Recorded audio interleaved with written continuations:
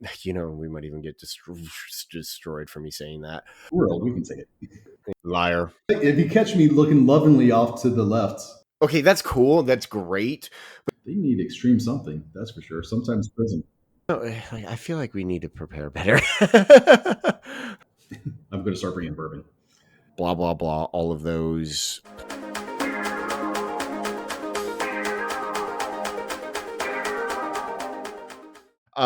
Yeah. Why we're here. Book. What's the book that we're talking about? We are talking about extreme ownership. You forgot already, didn't you? No, I didn't. I actually have I have some of my notes up. I'm working on putting more and more into my Zettelkasten. I need to figure out how to do some Zettel notes. I bet that'd be hot.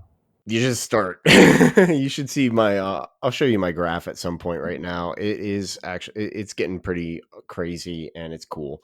You know what? There's a book I'm reading called How to Take Smart Notes. Maybe we'll do that one in a future podcast and we'll talk about that because I like it. It's a good way of doing things. So extreme ownership. All right. So I got introduced to this book back a while ago. So I was listening. Do you know the Tim Ferriss podcast at all? Yes. Yeah. Do you listen to it? I have off and on. Okay. I I did listen to him for a while and I was really trying to like go back through his backlog of podcasts and stuff, and they were really good at the beginning, and then I started listening to a lot of his newer stuff and it turned very much into Tim therapy sessions. Yeah, like a lot of the episodes that I was listening to in the newer were very much like I'm sitting listening in on one of his therapy sessions, and I was like, I don't want to listen to this. I don't want to talk about this. I am tired of that. I, I anyway, it just was not my thing. So I stopped listening to it. But when I was going through his backlog, I came across this episode that he did with a guy called Jocko Willink. He is a former Navy SEAL. I believe he retired as a lieutenant commander. Maybe we can check on that. And he he joined, if I remember correctly, he joined the SEALs in the late 90s, mid to late 90s. Then worked his way up and became an officer. I'm probably like messing up a lot of his bio here, but whatever. If you want to go and you'll want to read more about him, there's tons of stuff out there about his bio. But he moved up in the chain of command and everything, and he started he was in charge of the Battle of Ramadi for a number of years in Iraq, and as part of that, and then he was also in charge of one of the coast's training commands for SEALs. I want to say East Coast, but I probably have that wrong.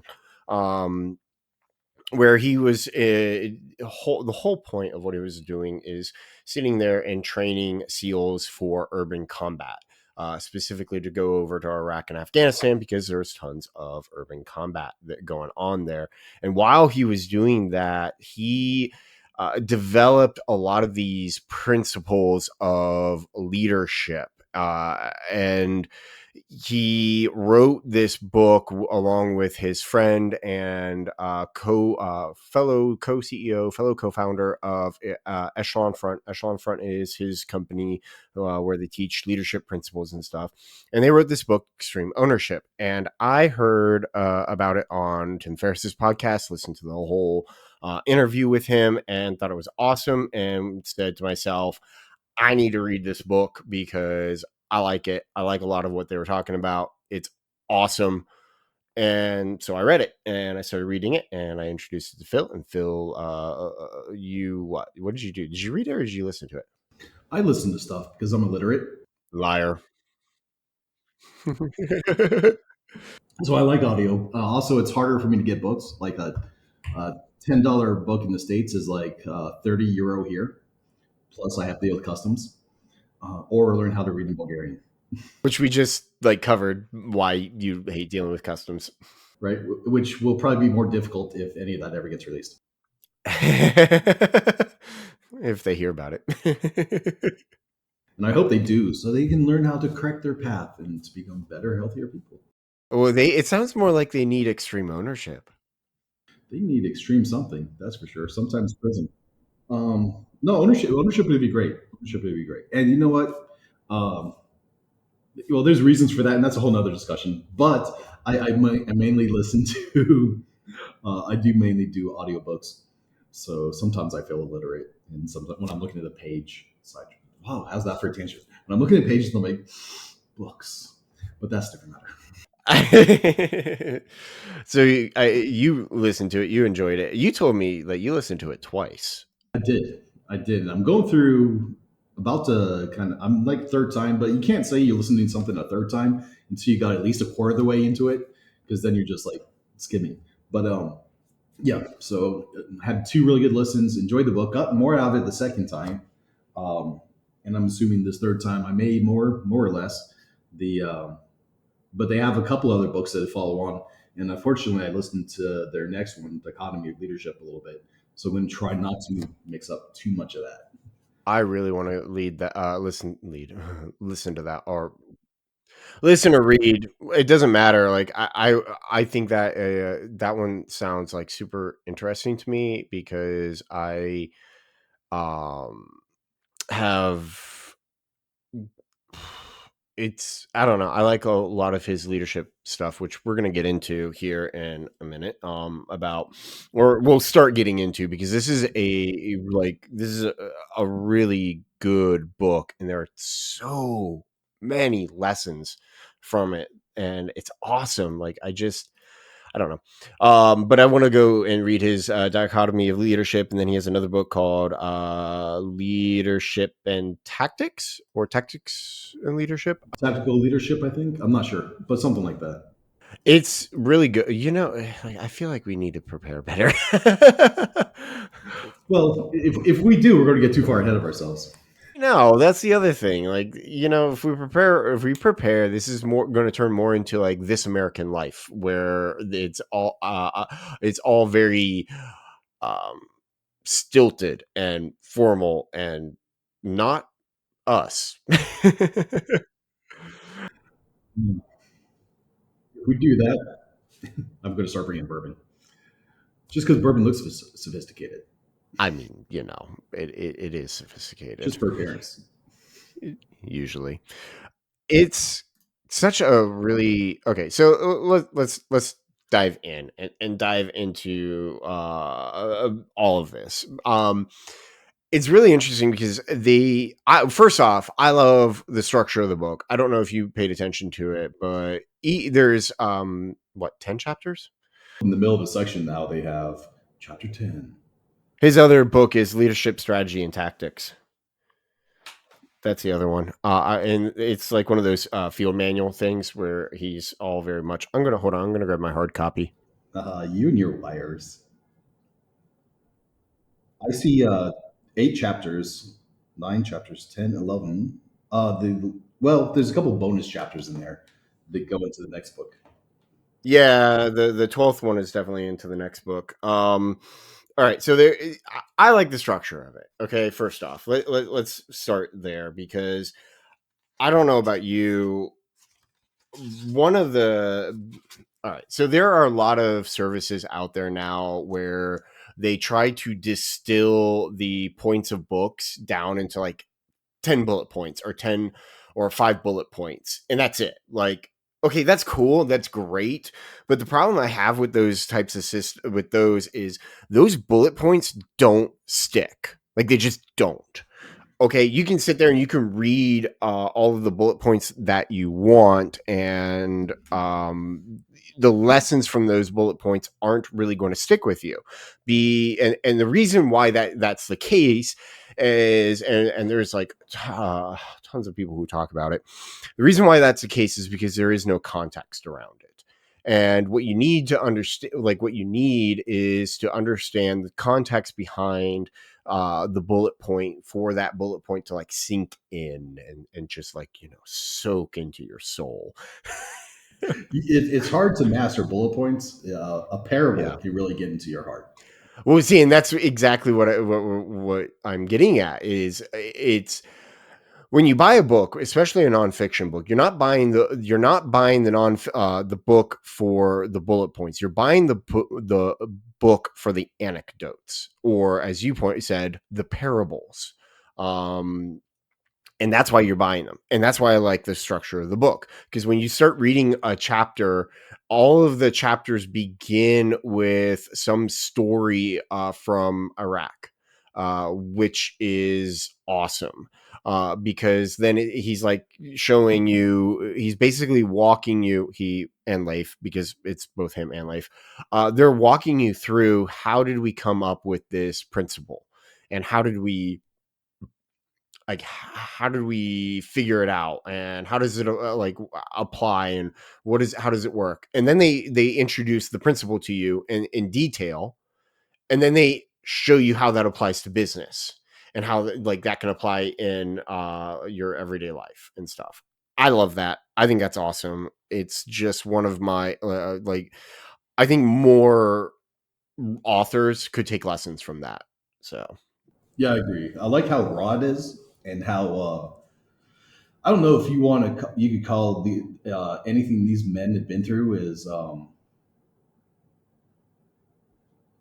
vulnerable, but how vulnerable they make themselves being by letting you see the pain points they went through and how they learned them. Uh, just to throw like early on in the book, uh, they talk about where a soldier got killed, and essentially he was responsible and took ownership of that. And I'm trying not to jump ahead, but can you imagine? Uh, First of all, coming to bear about that. That was at some point that was my biggest problem, and then to then go back, make some learn in the short period of time, learn how to deal with that and how to grow.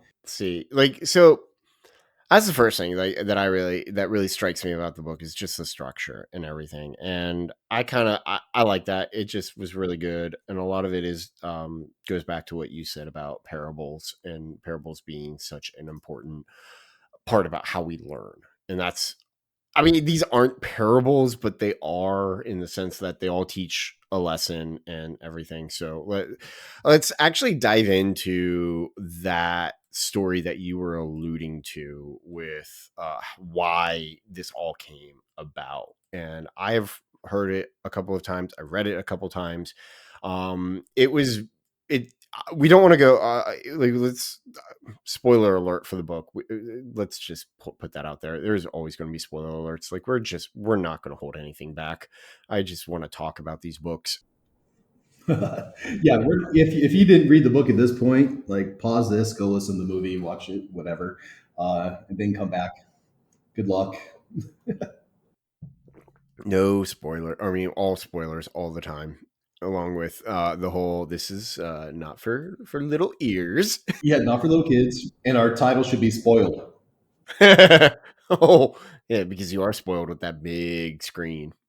It is so nice. Oh man. If you catch me looking lovingly off to the left, but in that direction, it's because I'm looking at the screen that just goes into the distance. I need to set a sunset screensaver. Oh, that's actually a really good idea. I may not be able to work if I do that. And then we could get you like a little pina colada, and you could be sitting there. Pina colada. See, this is why. Oh man, so he begins this whole book about this really horrible incident that happened, where, and I'm gonna kind of probably butcher it, and you can step in whenever you want. Basically, they are in a firefight in Ramadi, and there's chatter going on their radios about a, what would you call, insurgents in a house. And I believe this was like the army side, the conventional warfare side, and they were working with Iraqi soldiers to help teach them and train them, and through these. But don't think of this as a like a incidental training. This is like combat, live combat training. So they're not practicing, right? This is real ammo, real deal, killing people, staying alive kind of thing. And we actually get into why that's the case in a later chapter, but like it's very important to understand that that's what was going on. And the army detachment that they were working with, or the army company that they were working with, I don't remember what they were. They mix up the names, so whoever they say it was may not be accurate. Yes. So they were approaching this building, and they were going to go and take quote unquote take this building, because they thought, all right, there are bad guys in there. Or actually, no, they didn't even know that they didn't even think that there was anybody in there. So this Iraqi soldier goes into the building and immediately gets shot at and killed. And unfortunately, it's totally unfortunate. It's horrible, because of what they find out later. So the army starts like really attacking this building, and they're sitting there and they're thinking there are insurgents in this building, and we need to take them out, and they are giving us huge firefight, like a huge resistance. There we go. That's the word I'm looking for. And they must be serious insurgents because they're operating well. So they're thinking they're from another country kind of insurgents, not the regular local boys. Yeah, for a lot of people who don't know, what ended up happening with Iraq, very was a lot of jihadis. Um, we might even get destroyed for me saying that. We're old, we can say it. Yeah, that's true. A lot of insurgents would go outside, or would either go outside the country to train, or they would come from outside the country, and they would go to Iraq, and they would fight the insurgency in Iraq. And so they were trained outside of Iraq, and generally trained pretty well, actually, as in insurgency tactics and such. And so then they would go to Iraq, and that's part of the reason why there were so many battles and fights and stuff that were going on, and why we ended up having such a long stay in that country. There's probably a whole lot more other stuff that I just don't know too much about because I haven't read up on it lately. But anywho, so that's what they were thinking. They were thinking that that was going on, and well, Jocko is sitting there as the command, and his SEALs are calling him up saying, "We are under heavy fire. We are in this building, and we are getting attacked by insurgents, and we need backup. We need backup bad and hard." And like, so they're thinking the same thing, that they're in this building and these really awesome insurgents are coming at them and attacking them. And part of the reason why they thought that was one of the insurgents came into the building and they killed him. Well, Jocko sits there and is like, what? Like, he just realizes something is wrong. And he walks up to the commander of the army guy and is like, give me a status report. What's going on? And the army commander, tells him, a company commander. I can't. Anyway, too much time to get into all the details of ranks. Yeah, we can just get that. Somebody Yeah, smart. somebody smart can figure it out, or you can read the book and they'll tell you more in more detail, or listen to one of his many podcasts about the whole incident. Anyway, so he goes and he asks him what's going on, and he's like, "There's insurgents in that building." And Jocko's looking at the building, and he knows something's off, and he kind of recognizes what that building is, and he goes up and he walks into the building, like he walks in and comes face to face with his men, and he recognizes them right off the bat, and they recognize him, and he's like, "Oh shit!" Like, I am not. Like, he realizes everything's wrong, and he just ends the entire operation and sends everybody back to base. And what was happening is what they call blue on blue, which is friendly fire. And so what happened is the SEALs set up their themselves in that building, and the army didn't realize that anybody was in that building, and so they sent an Iraqi soldier into that building to go and take to start taking it. Like he was in the lead. The SEALs saw the Iraqi soldier and they thought he was an insurgent because, well, unfortunately, we have, and they do talk about this again in a later chapter. Unfortunately, the SEALs at that time weren't able to distinguish between the different, like the different fighters and such, because it's very subtle for people who are not of that culture. Um, Very, very, very subtle. And keeping in yeah. mind they use mixed uniforms, they do all kinds of stuff. It's not an innocent task to figure out good guys from bad. Yeah, that is insane to me. Like, I reading about it, hearing about it, seeing some of the stuff about it, it's like, yeah, that's just wild. So anyway, they pull all back. So anyway, this Iraqi soldier goes in, who he's sent in from the army. The SEALs think he's an insurgent because of he's Iraqi, and they don't understand what side he's on, and they shoot him and they kill him.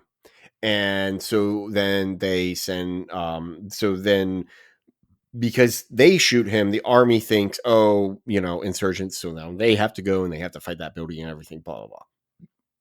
Horrible situation. Um, so they pull back to command. The higher command sends, gets word of it, sends it down to Jocko and said, cease all operations. We need to do an investigation to figure out what's going on and what happened, which that's normal operating procedure for them. You have something like that, something really horrible happened, and you got to figure out what happened to before you can continue, because it's just not going to be safe and everything. And so Jocko is sitting there. He's trying to figure out what's going on, what was wrong, what happened. And he just started listing all these things, everything that went wrong in his head over and over and over. And he just came to this.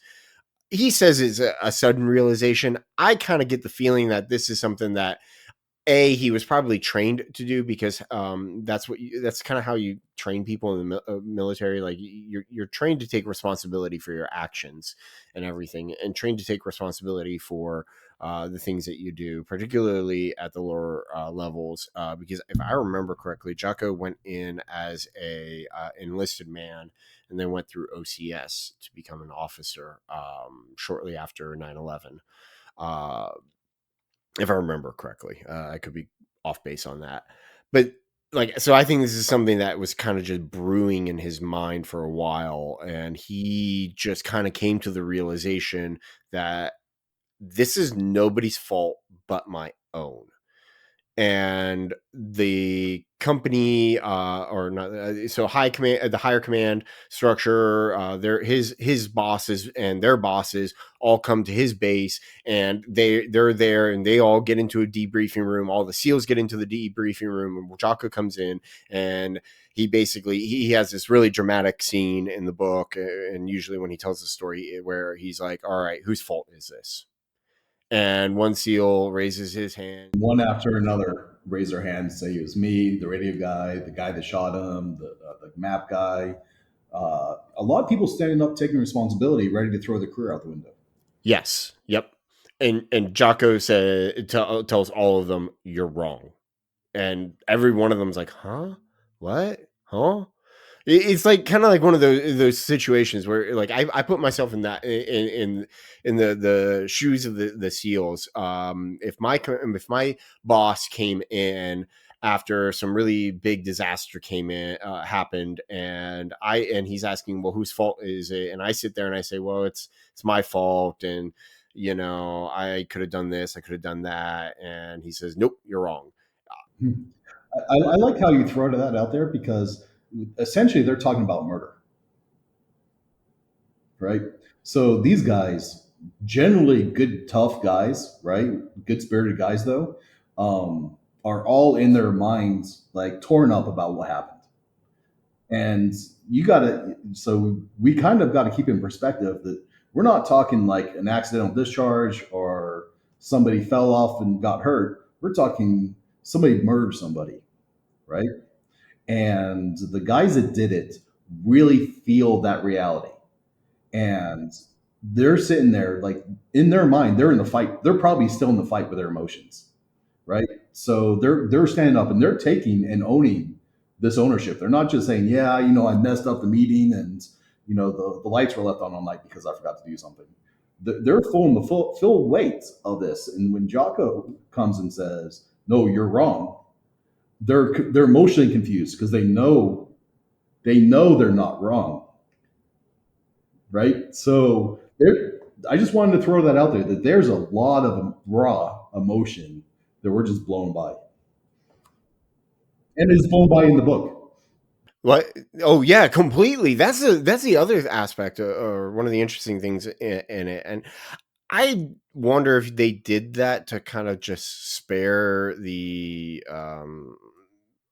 people involved, like just not pull them into it. I don't know.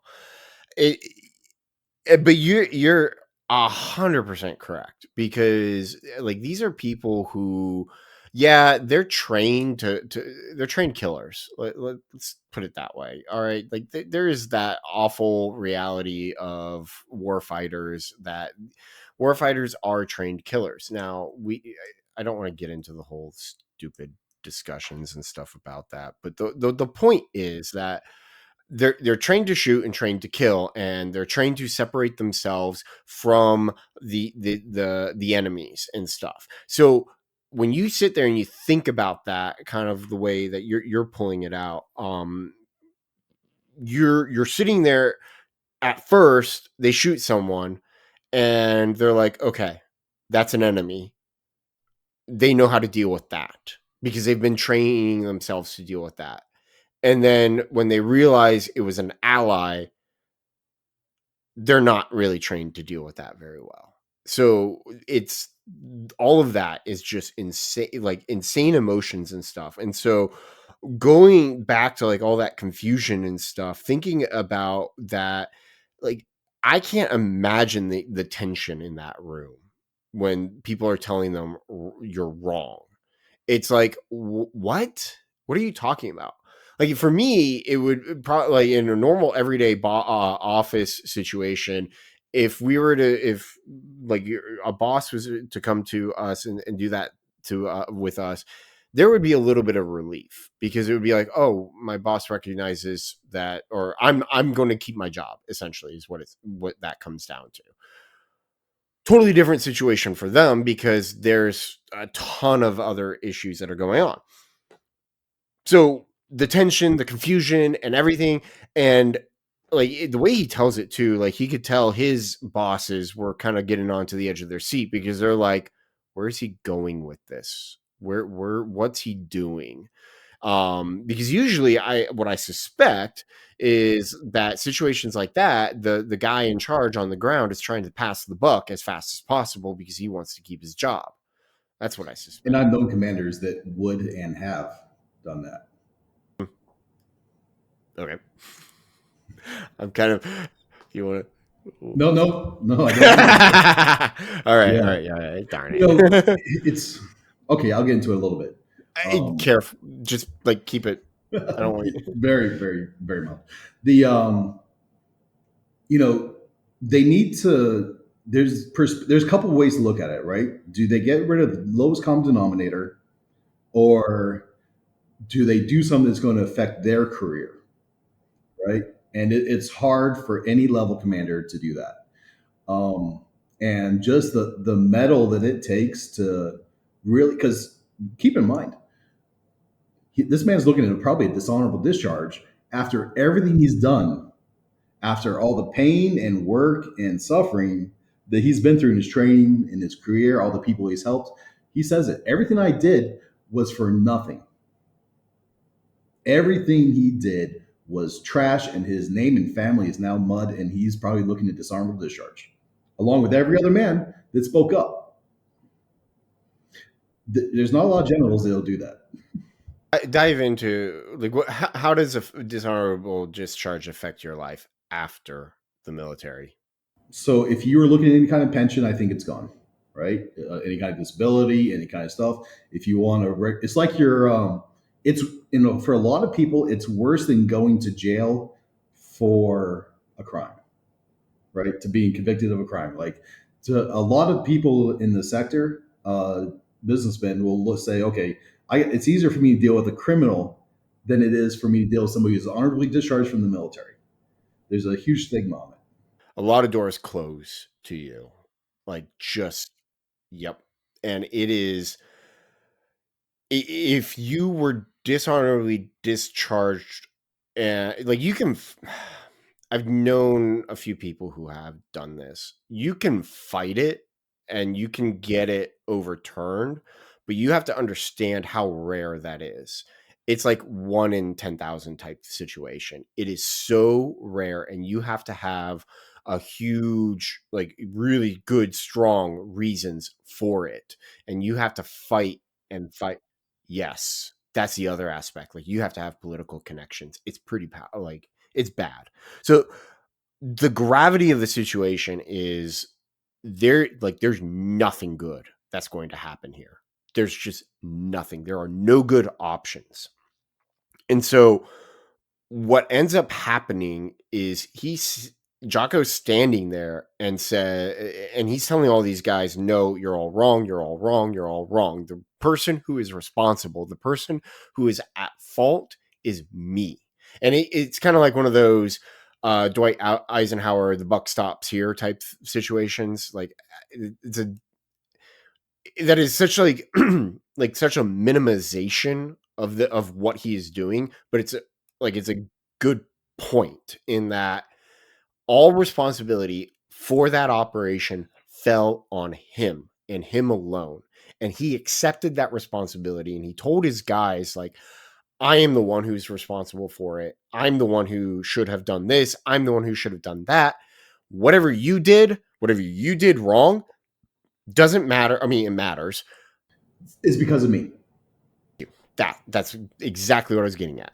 I caused this failure. Yes. And Yep. then he has the manhood to say, here's what caused it. And Yeah. here's what we're going to do to prevent it from happening in the future. Yeah. And he kept his job. And this is like this He got that is promoted, the I think. did he get promoted from that, or was it like more of a later on I think, situation? from my understanding, is pretty soon after that. Like, he had to finish his missions, he had to finish his Yeah. tour. Um, but because of that, in the relationships he made after that, they send him to the next level academy. Yeah. Yeah. It's just yeah, and all of that because he took responsibility. Like that is and that is what extreme ownership is all about. Is and as he points out, and as what we're kind of talking to about and leading to, is you as a leader or any leader of any sort, it does not matter. Whatever happens below and under you is 100% your responsibility. 100%. There is just no getting around it because you're the one who's in charge. So essentially, he's like, not just the if there's a failure above me, that doesn't get me off the hook. I have to look at that failure above and see how I contributed to that failure. So, and the other thing that I think is important, and which I'm not sure how well is illustrated through this book, is that it's not just taking ownership, saying, "Yeah, I did it," really owning the process, but owning the whole process and taking it to the next level, improving the process, and be owning the system to make it right. Yeah, so there's actually they do talk about that in one of the chapters. Let me see. Hold on. We'll Look, you look through your book. I'll look through my notes and my audiobook real quick. Well, it's chapter 10, leading up and down the chain of command. Is part of that. That's kind of what they talk about. We'll get to that eventually. Yeah, that'll be another podcast. I'm looking at our time, and I mean, even if we threw out like the first minutes, it's like we're just going to be continuing to talk about this for a while, and I'm okay with that. I think this book calls for it. Yes, I 100% agree. Like this book is chock full of so much stuff. But in here, they also talk about one situation where they, to kind of illustrate the point that you're talking about, and we'll come back to this. They're going into, let me gather my thoughts for a second. So they are going and collecting insurgents, like they're arresting insurgents, and what they need to do is collect evidence for the insurgents, because what they're trying to do at that point in time is essentially create and instill a system of due process in Iraq at that time. And so they have to go and they have to collect evidence to prove that they were a part of the insurgency. And what Jocko does is, like, he could sit there and he could impose his own process on the people, but he's also kind of like, you know what, I gotta, if like I got a lot of other things. Maybe it was not Jocko, maybe it was Leif. One of them, like I could come up with and I could spend time, but there's so many other things that I have to do. So what he does is he delegates figuring out the process down to one of his subordinates, and so and he says, "All right, I need you to figure out how we're going to collect evidence in homes and such, and it needs to be efficient and it needs to be quick." And so he delegates it to one of his guys, and the guy goes with like his LPO type, and they go LPO, leading petty officer, for those who aren't Navy oriented, or maybe it was his chief. Anyway, whatever, it was his senior enlisted man. They go and they spend some time and they figure it out, and they figure something out, and they come back and they say, "All right, we're going to do all this." And there's like Leif and Jocko are kind of sitting there like, huh? I don't want to go into the details, but it was like the way apparently the way this guy explained it is really insane. Like it's super, it was It's fun, right? He talks about like the guy that finds the evidence wears the evidence around his neck, and they each assign rooms, and there's a process. Now, I'll let you keep going, but it's fun. I mean, it's kind of like you got to imagine, like these are SEALs, right? These are crazy guys come up with this stuff, right? They'll be happy to carry a house on their shoulders if it gets the job done. but like the way they were explaining it to Jocko and Leif, they had the reaction of, this makes no sense. And the guy's like, no, it does. Trust me. And Jocko and Leif are like, okay. Right. So they had to own that process and try to sell that, Yes. Yeah. which everybody else also thought was crazy as hell. This is the crazy part. Like they go through and they do a dry run in their warehouse facility thing, and they're like, okay, I kind of see how this could work. Let's go and try it out in the field, and it works. Like the whole, yeah, and they're able to clear a house and clear a house, collect the evidence, do everything in record time. Yeah. So I think they said they got it down in 10 minutes, which is a big deal because you got to be ready for artillery if you're going into an insurgent's house, right? They know where that house is. They have it mapped out, and they're pretty good with their mortars, right? So it's not like they're going to a grandma's house, tearing it up, and strolling out with some cheeseburger the grandma made. Could you imagine doing that? Easier if grandmother make cheeseburgers. Mine, no. Mine made all kinds of stuff. She was kind of Germany, um, Italian German. So yeah, it was fun. Yeah, there's a reason I'm fat. And then my wife cooks amazingly. So I never had a chance in life, to be quite honest. My grandmother, or one of my grandmothers, was German. She was an amazing German cook. Oh my gosh, so good. Yeah, the And my kitchen is fun. yep, Sauerkraut, everything. Just I never developed a taste for sauerkraut, but I really how enjoy about red homemade kraut. sausages? I love those. Those are so good. Oh my gosh. Anyway, Potato salad, distraction. pasta So salad. the whole point of why we're bringing that up is kind of like tying it back into what Phil was getting at with you have to own the process of the people below you and you have to own the process of the people above you, which actually leads into a chapter called Believe and also another one called Simple, which we will get into other later ones. But the whole point is like the whole point. There is no whole point. What we're trying to talk about or get back to is just the extreme ownership. Like you as a leader have to take responsibility for that. And the thing is it doesn't just start or just doesn't stop with leaders. Okay. It's everybody within the organization. It does not matter what organization it is. Like it's everybody on the team, everybody in the organization. You have to take extreme ownership of things. Yes, you can sit there and you could be like one of those SEALs who's or one of those guys in a after action report and a briefing where something got screwed up or something messed up, and you're you're raising your hand and you're saying, "Oh, I'm the one who's responsible," and your leader could be sitting there saying, "No, I'm the one who's well." You could end up in those types of fights, but that doesn't matter. All right, it's the act of taking the responsibility for your actions and you're part of the failure or the success, even because that's the other part of it. Like I've talked to Phil about this in the past. I hate false humility. Okay. I hate it. False humility is it's something that we in Western culture have really inculcated into people. And it just drives me up the wall. All right. It is idiotic. It is stupid. It is a way to feed into your ego. It is not humility. All right. And what I'm talking about when it comes to false humility, and I'm on a rant and Phil is like really enjoying this right now. What I'm talking about when it comes to false humility is when someone says, "Oh, good job. That was really awesome." And you said that, "Oh no, I'm horrible. I'm blah, blah, blah, blah, blah, blah, blah, blah, blah." That is false humility. Okay. And if you are doing that, you need to stop it right now. Because what that is that is a way to feed your ego because that I am not kidding. That is a way for you to sit there and you can sit there and you're like, I'm not that good. I'm not that good because what happens when some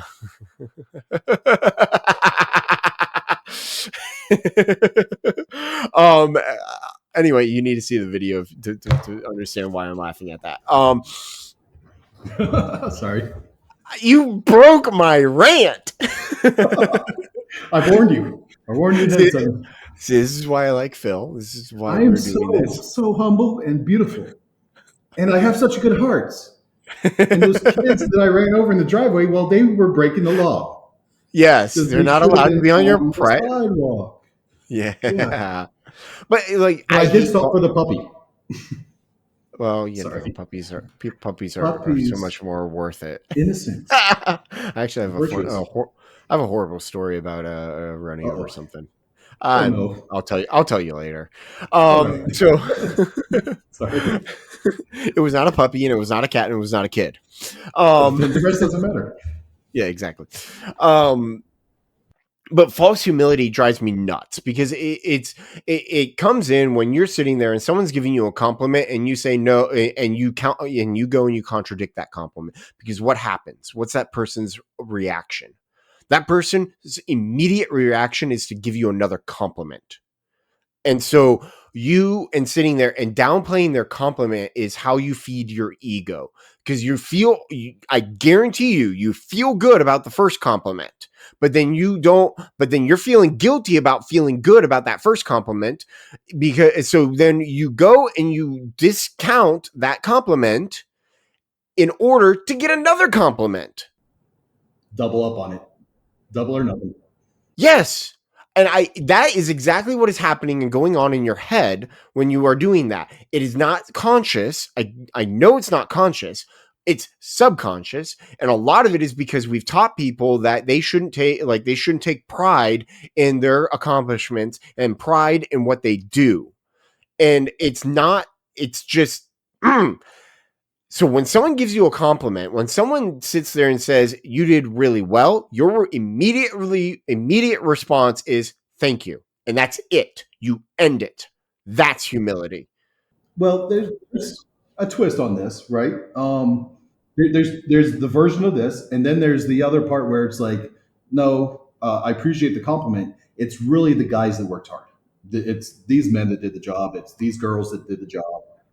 That's not false humility. That's appreciation of that's different, and that's not what you're talking about. I just wanted to point that out. Yeah, exactly. If you're a leader and your boss comes to you, if you're a leader of a team and your boss comes to you and says, "You guys did, or you did a really good job on this," you need to sit there as the leader and say, "Thank you very much," but it was really these people. They did the, or they did this. Like, so what I've done or started doing in those types of situations is kind of what I'll do is I will thank my boss and say, thank you for the compliment. And then I'll give him examples of what people did well and stuff. Like I'll immediately go and say, this person did a really good job with this. This person did a good job with that. They did this. It was awesome. I really appreciate all of the hard work that they did. And that is like, that's important because you need to be, because you as a leader also need to surface those accomplishments of those people to bosses. Like it's very important because what often happens is like what, or it's very easy, and they talk about this later in the book, very specifically like in chapter 8, decentralized command, where it's too easy for higher ups to be separated from the frontline workers and not see what's going on. And so it's your job as somebody who's in charge of a frontline worker to surface those accomplishments to your boss. And all of that leads back to the concept of extreme ownership, because you're taking responsibility for your team's development and their ability to continue to do stuff, because it's not so much that you're taking like you're taking responsibility for their accomplishments. That's not it.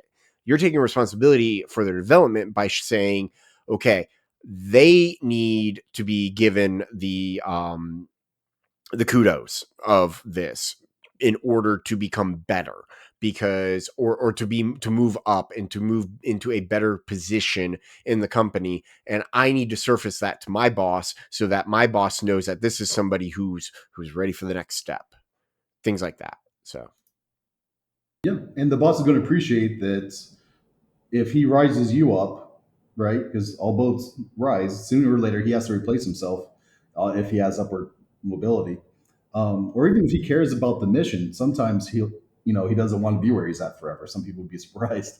He's sometimes looking for the person to take over his position, so he can have his weekends and life back again.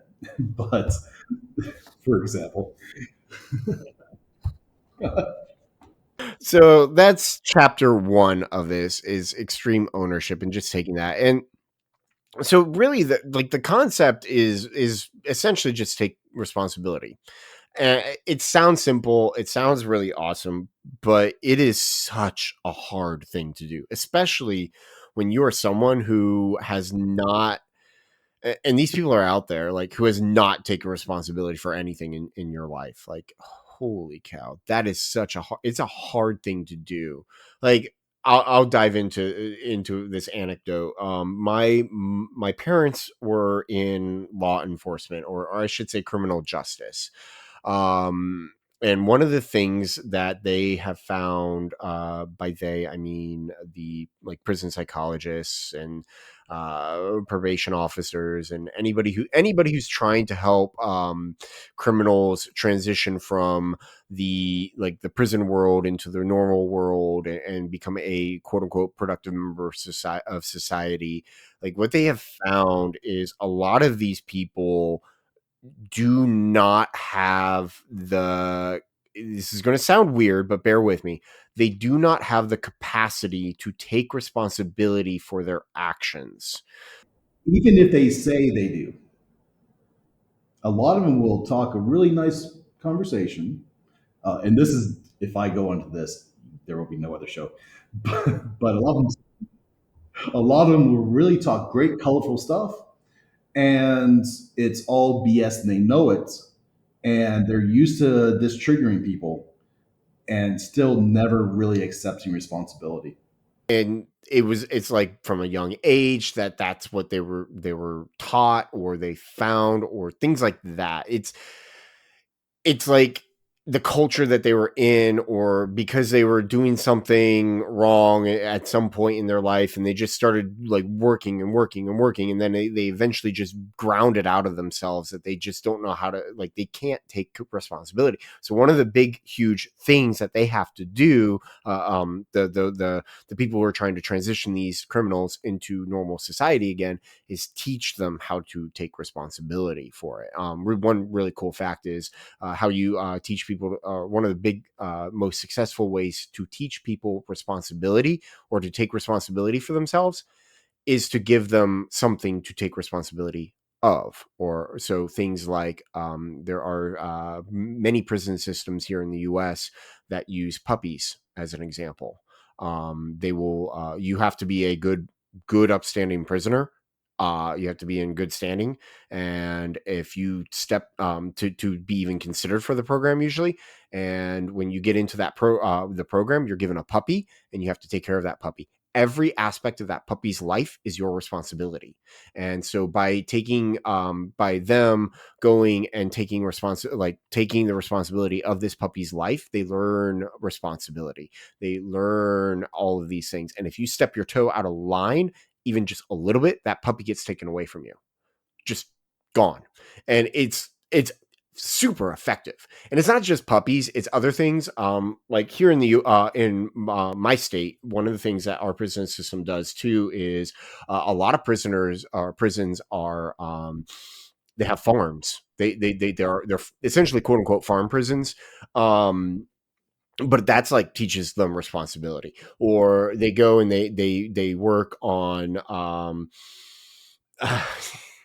they go and they work on products and things that they sell and they do. It's just it's interesting. So extreme ownership is it's like it's a super basic concept to talk about. Like we can sit here and we can talk about it, but it's such a hard thing to implement in like your life and your everyday thing. But once you start doing it, once you start taking that responsibility, things change like drastically for you. It's huge, just a bit like a big thing. Like one of the cool, like I was saying about the structure of this book. One of the things that they do. So this in this chapter, Jocko gave that the whole story that we were talking about at the beginning of the podcast as the battle situation, and then they talk about the principle, and then they talk about its application in business and everything. And it is sorry, my throat has just been bothering me. So then they like dive into how into its application in business, and I'm gonna just like pull this look at it real quick because I don't remember what they were talking about. Production management. Oh, that's right. It was all like the marketing stuff. Do, do, do. Anyway, so I don't know if we want to dive into that and into the application of business because we've been talking about that over and over again. What do you think? I don't know. The I think this is where people appreciate it because it's hard to for unless you're combat, all the stuff that Jocko talks about that we talked about so far doesn't maybe make much sense. And the great thing is when he applies it to what he's seen in the real world, then you can say, okay, now I can see myself in it. And I think that's a good part of the book. Maybe we should have started off with the example, the CEO that was always in a leadership position and never realized that he sucked. Yeah, I mean, there's well, you dive into it, you talk about it. The and I don't know. Again, I don't know if what part of the book this is in, but there's one time, and I think it's later in the book, where there's one CEO who's complaining that the people in his downline are not taking his ideas and working on them. And this part is very similar to a bunch of the other stories, but let me get into the details a little more. The In this case, he feels like he's doing he's a great leader. He's gotten the message out, and he has gotten the message out. At least the message as far as he's willing to put it out. But people weren't executing on what he wanted to do. And finally, um, I can't remember, was it Jocko or Leaf that uh, found out that he had always been in leadership positions and just expected people to do what he said without giving them the understanding of why it's important, without giving them a chance to have ownership of the process. So in this case, he realized that he wasn't really a. He thought he was a great leader because he'd always been in leadership. It's just been handed down to him, essentially, maybe through family or maybe just through luck. And then, but it wasn't a family business. But maybe through family connections, who knows? We all know companies like that. Beautiful. So he eventually it took him a long time to come to the first it took him to come to the realization that just because he's always been a leader doesn't mean just because he's always been in leadership positions didn't mean he was actually a leader. And so it really took the guys probably like a few months for him to work with him to understand that he wasn't taking ownership. He was doing basically dictating edicts, but he was never owning the process and owning the failure that people below him. He was assigning their failure to themselves and never circling back and asking why was there something in him that was causing their failure. He's always just saying they're failing because they're not good enough. And if he had took that same sentence and put his name in there earlier on, he would have realized that he had to do something different, and he would have saved himself, his company, probably a lot of money. But eventually, it dawned on him that they're failing because he didn't provide something. Just like the blue on blue happened because Jocko didn't do something that he should have done or seen coming. And the end result is, had he done something which he did afterwards, that person would be alive. Yep. Yep. Yeah, it's so important. Like, I think. Let me think about this. Like, I think we can sit and we can point out and see a lot of leaderships positions and a lot of leaders in in our work and our lives where people are like that. Like, they're just not taking like you're sitting there and you're like, what? Why are you not taking responsibility for that? Why are you like you're the leader here? You should be taking responsibility for those things. And so one challenge though that I would have for anybody in that type of a situation is, okay, cool, great, yes, you're correct, but what's your responsibility in this situation? There it is, right? When you find those situations, look back in your history and think of the last 5 times when you said this guy is a terrible leader, right? Find those examples and then start thinking, what could you have done to own that process? And now you're thinking like an extreme. Yeah, I mean, well, we could call it extreme leader. I mean, I don't think they have a word for it, but and seeing one of the things that I think about too is there's like that leader versus manager dichotomy or the meme that goes out there. Like, everybody talks about like a leader is somebody who has vision, and they're leading you down into their vision, and then a manager is just somebody who business as usual.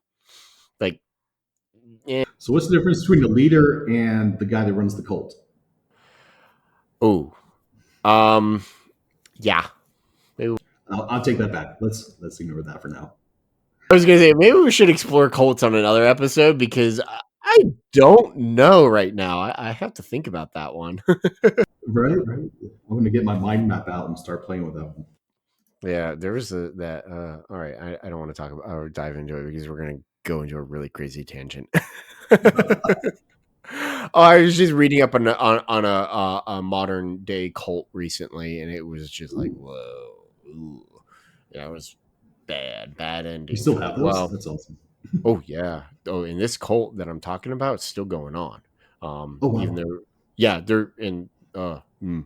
I'll just give a brief if people are interested in looking it up and reading about it. There's a really interesting aspect of it. It ended where the leader, the police raided the house of the cult, and they found the leader of the cult dead, mummified, and the cult members were essentially worshiping the mummified corpse.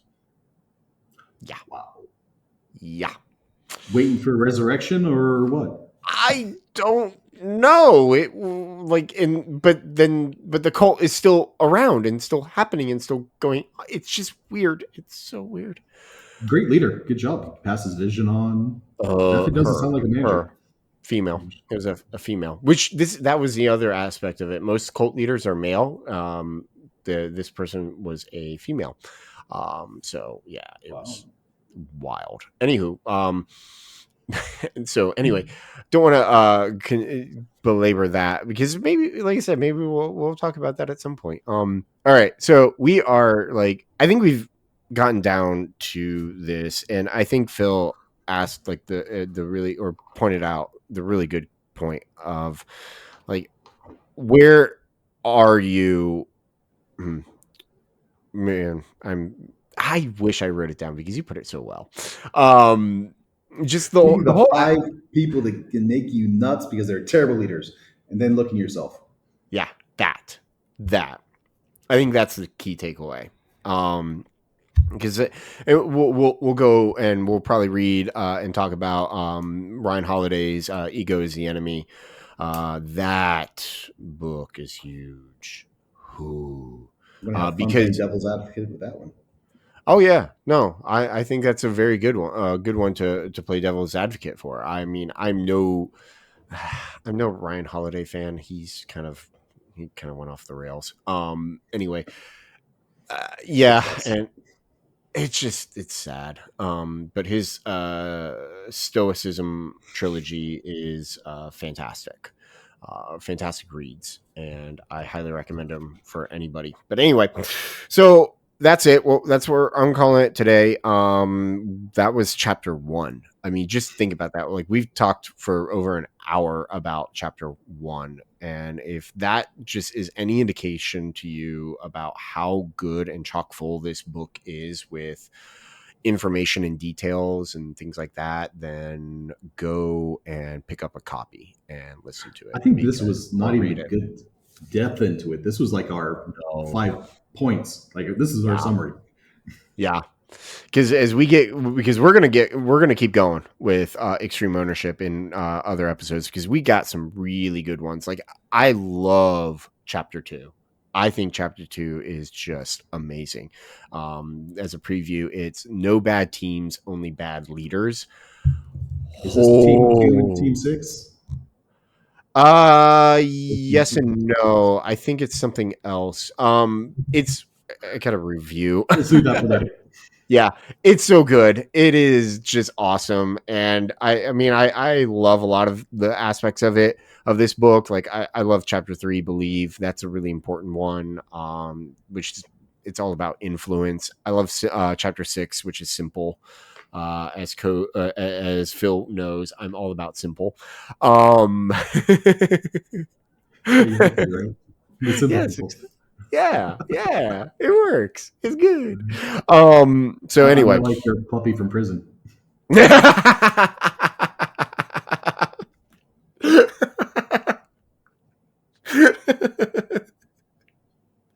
I don't know why I find that one more so funny, but it's good. All right. I'm calling it at this point. We're done. Come back for the next episode to continue this conversation. Yeah, this has been good. I like it. I think yeah. All right. So if you want to continue listening, subscribe on your favorite podcast catcher, Spotify. I think Spotify is like the one everybody's really pushing these days.